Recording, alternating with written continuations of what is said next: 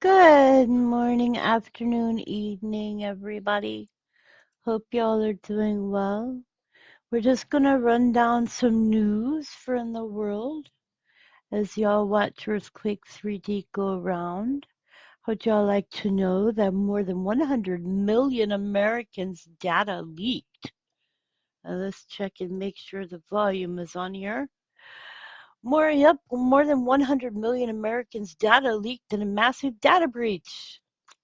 Yep, nearly one-third of the population in the United States appears to have had its private information leaked in a security lapse by a large data background check company.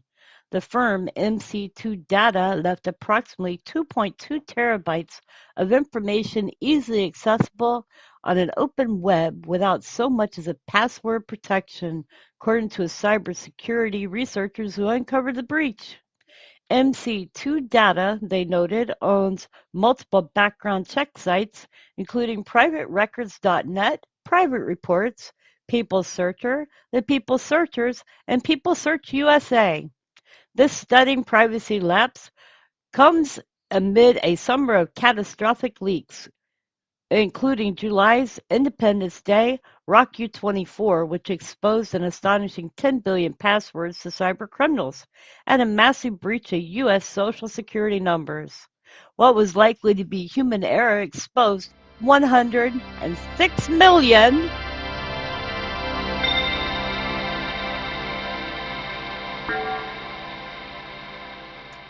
106,316,633 records containing private information about U.S. citizens, according to Cyber News, a cybersecurity investigation and news outlet based in Vin- Vilnius,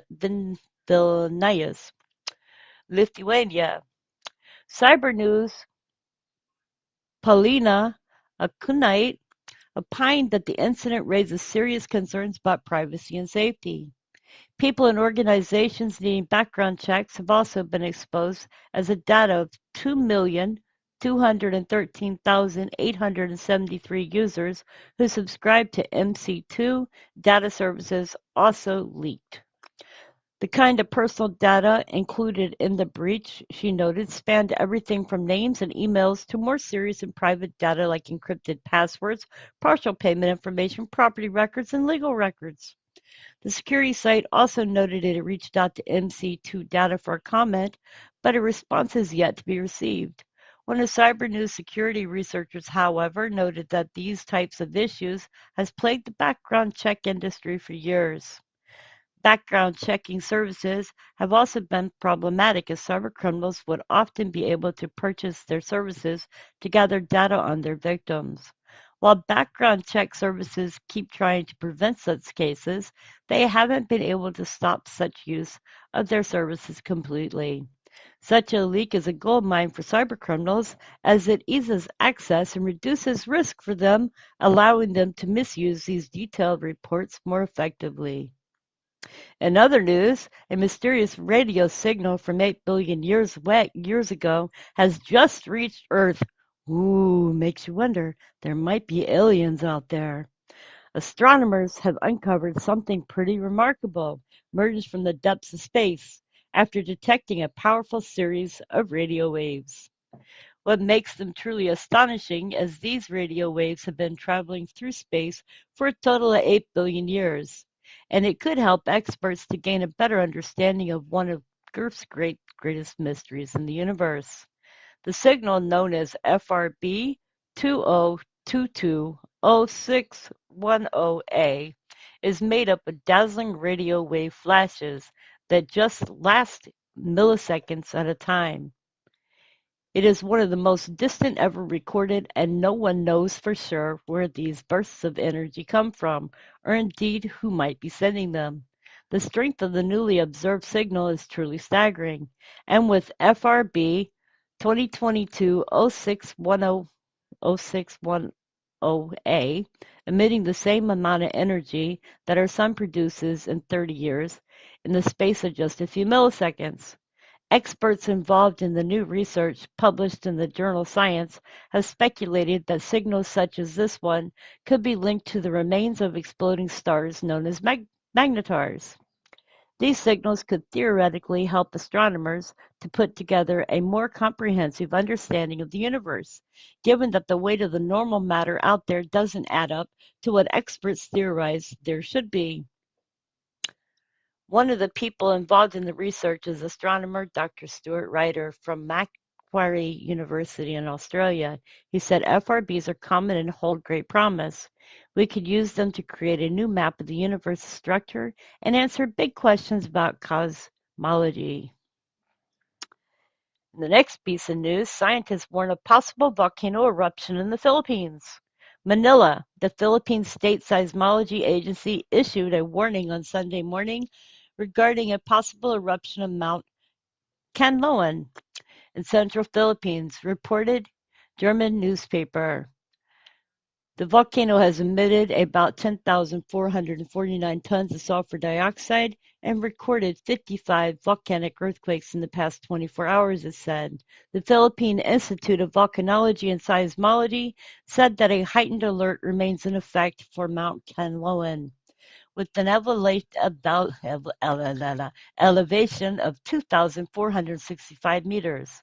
Located on Negros, the fourth most populous island in the Philippines, Mount Canloan is one of the country's 24 seismically active volcanoes. The state seismic agency advised that sudden steam or phreatic explosions are possible at any time. A phreatic eruption or steam blast eruption occurs when magma heats groundwater or surface water, resulting in an explosion of steam, ash, rock, and volcanic bombs. The public is advised that entry into the 4-kilometer permanent danger zone is prohibited due to the dangers of an eruption. All types of aircraft are prohibited from flying near the volcano. Last June, an explosive eruption occurred at the summit of Canloan, sending a 5-kilometer ash plume into the sky. Now we have something here, and I'm going to pull up Google Earth real quick so that we can look at this on Google Earth as well. Japan's remote Izu Island was hit by a small tsunami after the magnitude 5.9 earthquake yesterday. So let's go over here. And EMSC had it posted as a 5.6. So let's go right over here. We can see this was where the 5.6 was located. However, news has it listed as a 5.9. Tokyo, September 24th, Japan's remote Izu Island south of Tokyo were hit by a small tsunami on Tuesday, with no immediate reports of damage after a magnitude 5.9 earthquake occurred near the unpopulated island further south in the Pacific Ocean. A tsunami of 50 centimeters or 1.6 feet reached Hachichugo Island, and let me show y'all where this is located.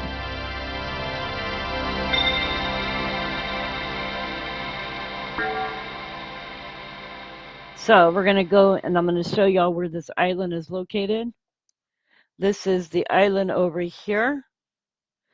So this is Hachicho Island, not to be confused with, and there is another one over here. I believe I pulled it up earlier. Which one is it? Hachichoko Town, and it was over here. So there's another one over here, which is Hachichoko Town. So I don't think that they were talking about this one. Okay, so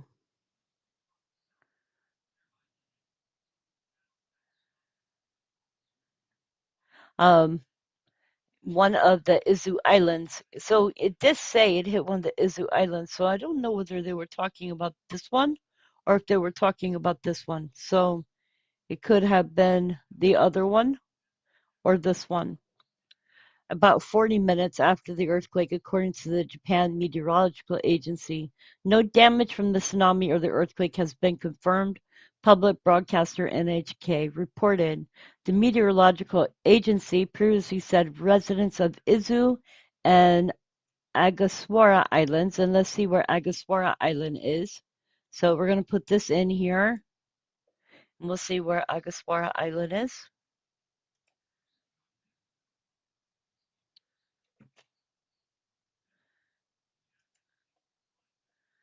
So I'm believing that this is it over here.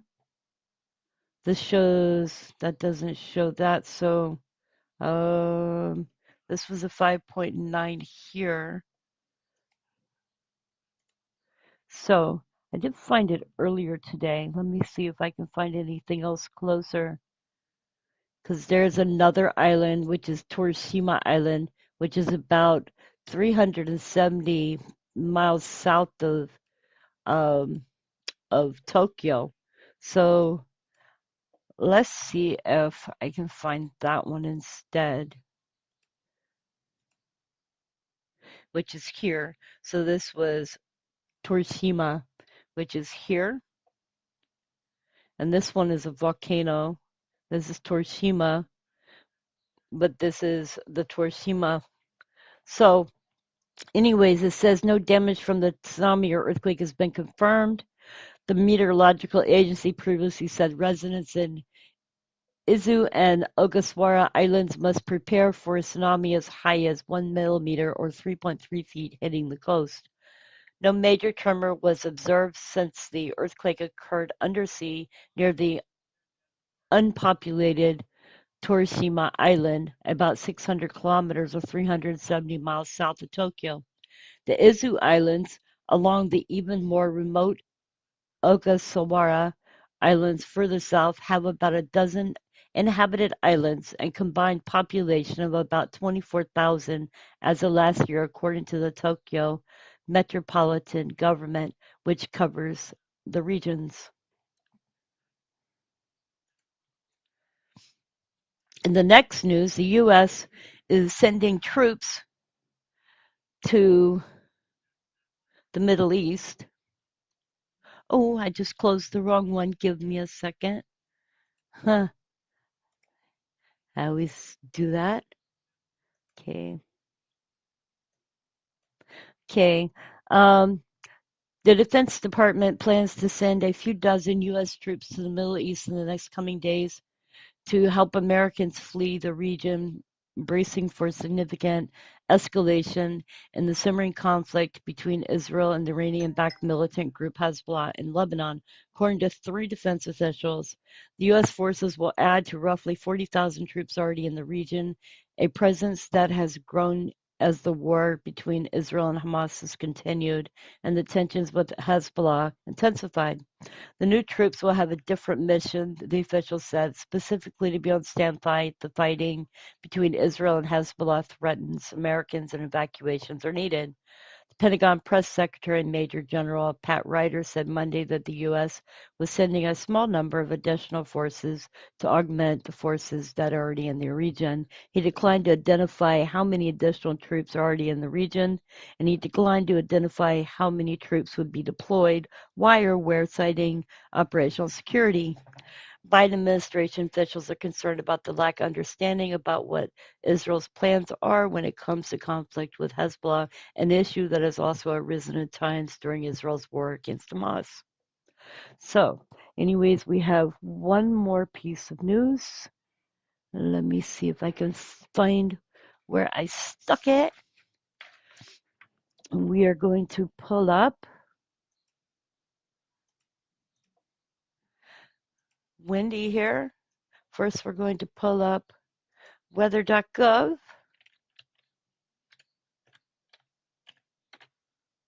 We're going to show y'all what is going on here. So Helene has become Tropical Storm Helene, and the National Hurricane Center has stated Monday afternoon a major they stated that a major hurricane will make landfall along Florida Gulf Coast. This storm will be named Helene and could become the strongest hurricane to hit the U.S. this season. It is forecast to be a Cat 3 with winds exceeding 111 miles an hour. It poses a threat to the Florida and residents. This is a potential for storm surge, hurricane force winds along the panhandle, the west coast, with up to 12 inches of rain and possible tornadoes. So let's look at the path for this. We can see that the path is going in between Mexico and Cuba. And as it becomes an M is for when it is reaching winds of over 110 miles per hour. So it will be M all the way from off of here Thursday through Thursday as it hits Florida. And then it will be tropical storm as it gets up by Tennessee and South Carolina. So it will be a hurricane and above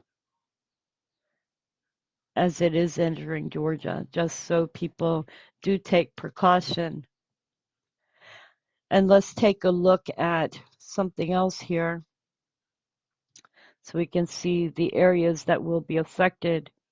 You can see that these are areas that will be affected. This is the rainfall forecast. So it will affect Florida, Georgia, Alabama, Tennessee, all the way up. This is Missouri here. And then we're looking at North Carolina, Virginia, South Carolina, Georgia, Ohio. And let's look at it on windy.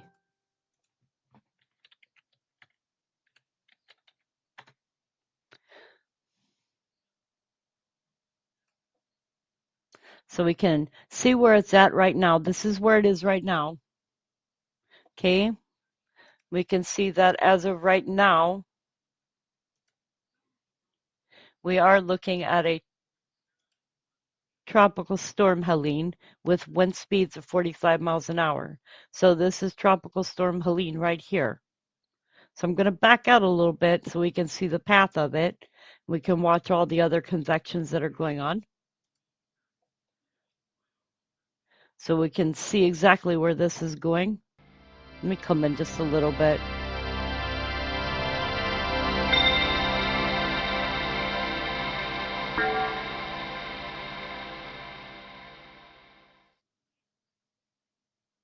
You can see where this is starting to affect Florida.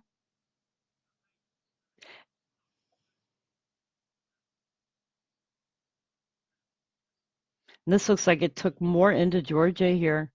So tip of Georgia into Tennessee, that's the path here. So this to me like the path has changed according to Wendy. Maybe I'm wrong, but let's back this up because I want to look at that again. And we're going to show this closer. So let's go here. And I want to go closer. So let's do this again. Maybe I'm wrong. We're looking at the little eye. So what we're going to watch is this little eye here. See that little eye? We're going to watch this little eye as it comes ashore.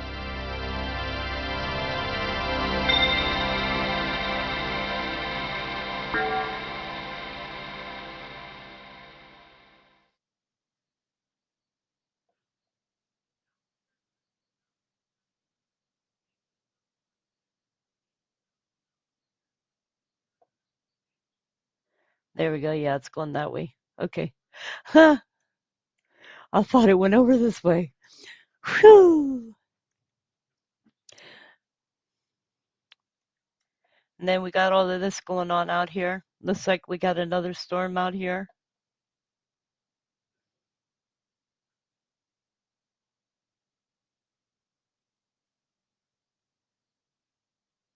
Good afternoon. Good morning, Sage Pup. Hello, George. I hope y'all are doing well today. This is just a really short update. I hope you guys are doing well. I've got a headache still, so I'm making this one short today.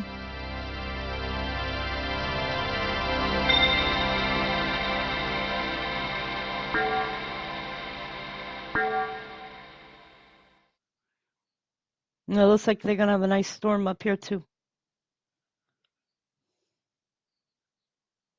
This is not one to play around with, so let's give y'all some weather news.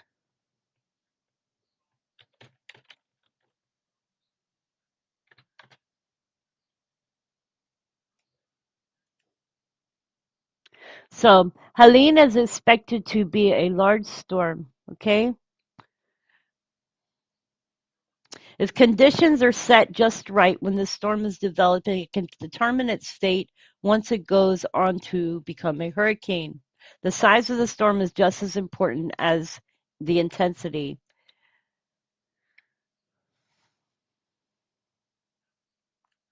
So this is what they're saying for the storm surge. They're saying 10 to 15 inches here, 6 to 10 inches here, 5 to 8 here, 3 to 5 here, 1 to 3 here. So that's storm surge. That's 3 to 5 feet. Sorry, 5 to 8 feet.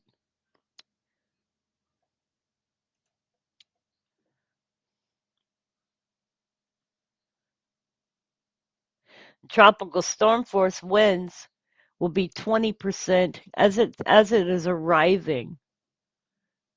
You can expect you're going to be expecting tropical storm force winds in Atlanta already by Thursday evening.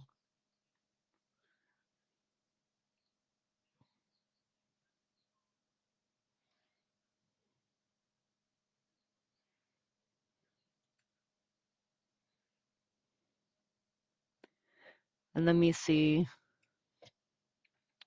Florida.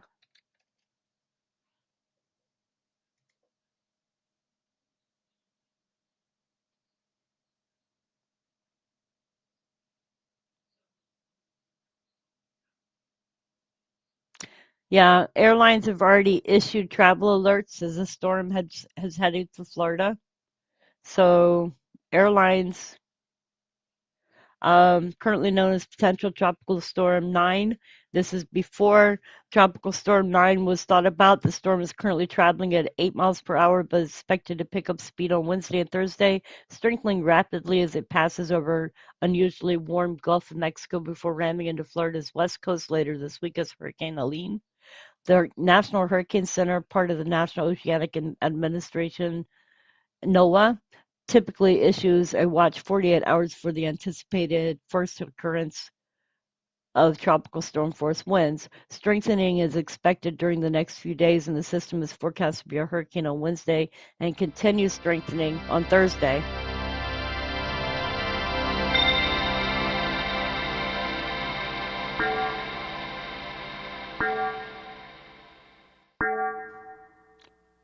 As it moves across the eastern Gulf of Mexico, the Hurricane Center said 5 a.m. advisory. Now, let me show you this picture. So, this is the storm force wind speed probabilities. The Department of Transportation requires all airlines to offer customers a refund if flights are canceled or significantly delayed due to reasons within the airline's control. But that rule does not pertain to weather-related delays or cancellations. In advance of the storm making landfall, major U.S. airlines are already issuing travel waivers, allowing passengers flying in or out of impacted airports to rebook without paying the fare difference. For consumers looking to change travel plans or recoup travel expenses,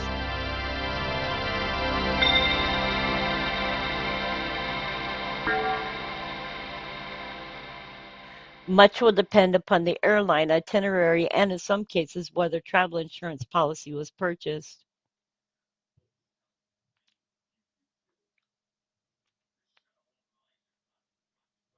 So, United Airlines has issued travel alert impacting 8 airports in Florida. Passengers who bought a plane ticket before Monday, September 23rd for flight traveling Tuesday through Friday, or September 24th to 27th to or from any of the listed airports may rebook without a change fee for travel through Friday, October 4th. And Delta has theirs. They can rebook on flights for travel by Monday, September 30th.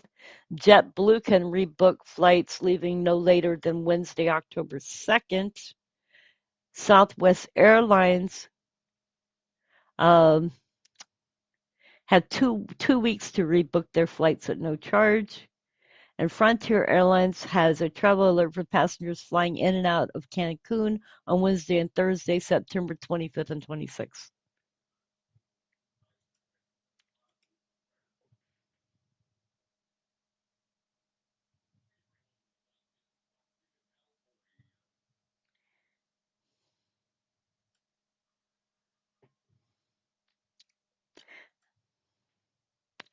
And Florida has declared a state of emergency and has started evacuations.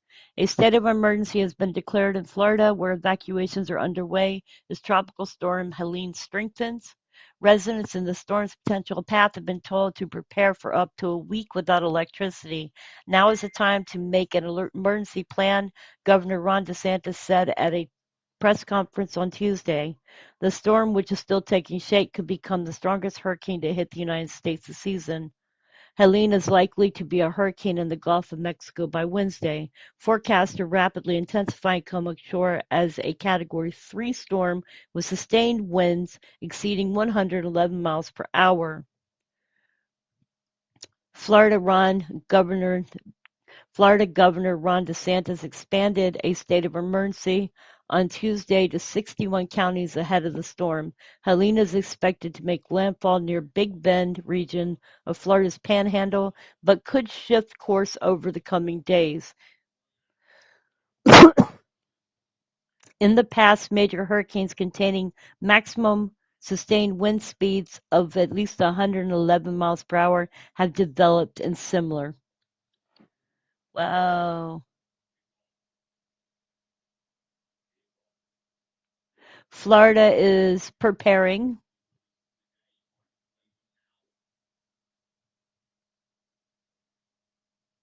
Y'all can read this if you want to know any more about how they're preparing sandbags and such.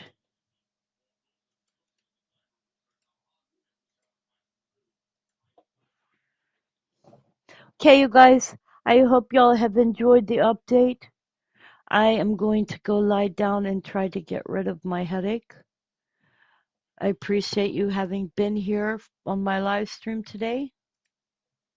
Thank you. And tomorrow is Wednesday, so hopefully I will be back tomorrow. Anyways, you guys, much love and God bless.